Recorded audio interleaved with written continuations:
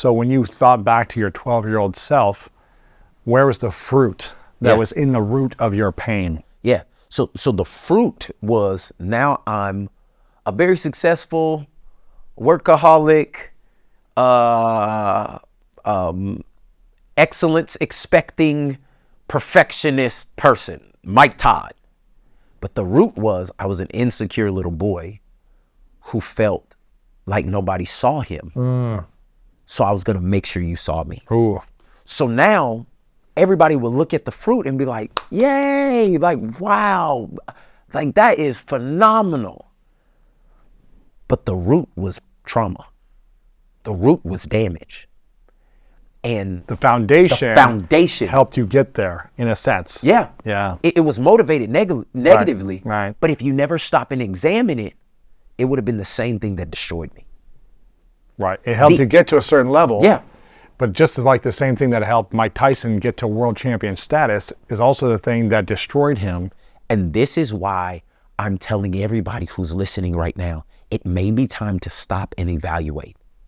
Just because you're doing good doesn't mean you're doing good. But Mike, how can I stop when I need to be relevant? How can I stop when my competitors in the space are going to outperform me? How can I stop when so much is dependent on me right now? And so what I'm going to say to you is your value system is broken.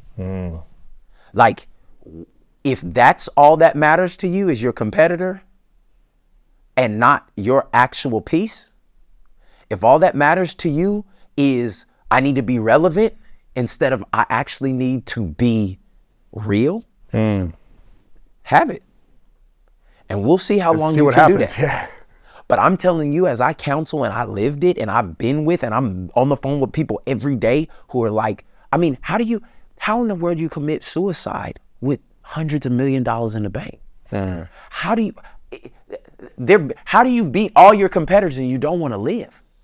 Like, we've seen that story 100 times and we always chop it up like, man, that's sad for them. But we don't realize that if we don't deal with the things that we got stuffed back in the closet of our lives, and how our parents treated us, and how we didn't get picked for certain things. And I'm not trying to give anybody their story, but what I am saying is that for all of us, if we live in this world, there is something that has happened to us.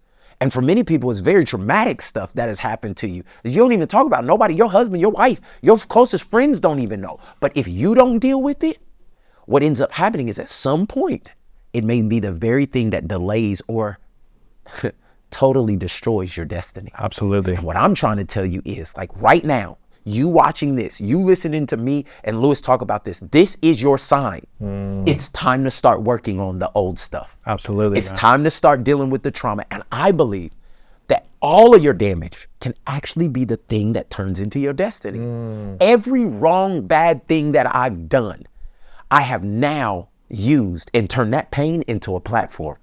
And it's the very reason why people relate to me. It's the very reason I'm on this podcast right now. It's the very reason that we're doing anything. But it's like, if you don't do it, it's going to take away from you instead of add to you.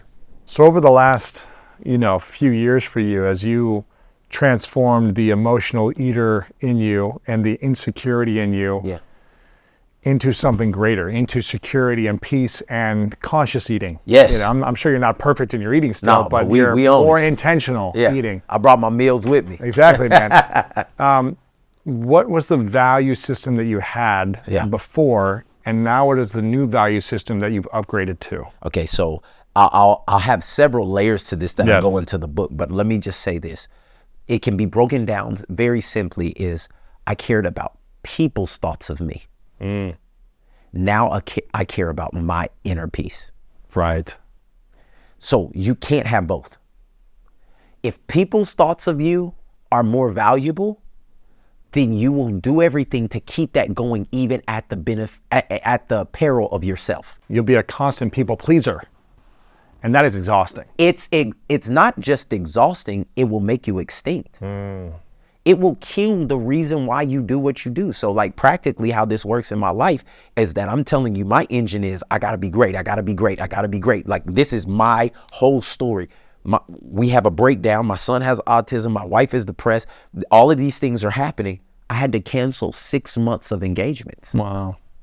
Speaking engagements, I mean, commitments. It was all my money. Right. I literally had to say, what do I want? Do I want to look up 5 years from now and have made how many ever thousands of dollars that would have been? Or do I want my family? No brainer. Are people going to be mad at me? Are people going to be frustrated? I'm already on the bill. They may never invite me back. But these are the people that I committed to, and I want to be healthy more than all of that.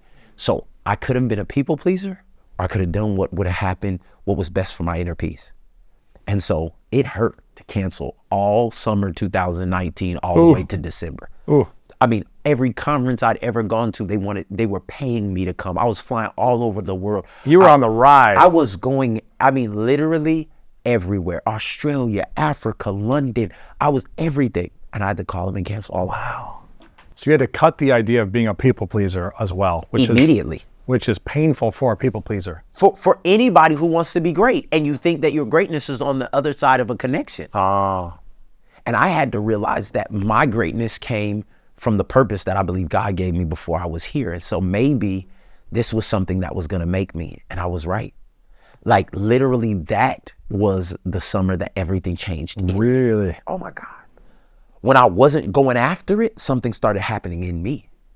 And so many times we're so busy that we cannot see what's actually going on.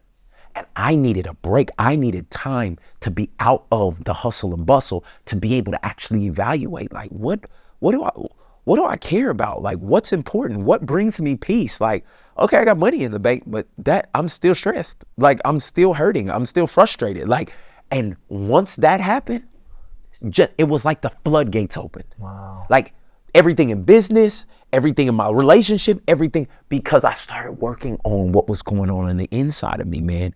And that's why, again, the message that I'm coming with Damaged But Not Destroyed, I just want to be a coach. I want to be a guide because I've been through it. And most people write this book at 65, 70. Like the stuff I'm talking about in here, that you wait till you're way past it. And I was like, no. I said, because somebody needs to know in their late 30s, in their early 20s, in their mid 40s, in their 50s, like now is the time to start dealing with this stuff, because the life on the other side of it has way more value than the one you're living now. Right. If this is a pattern, if it's been the same, it was John and then it was Joey and then it was Julio, then it was Jaquan and then it was Jared. Like if it's the same thing, you might want to step back and get a new perspective because the pattern is the same.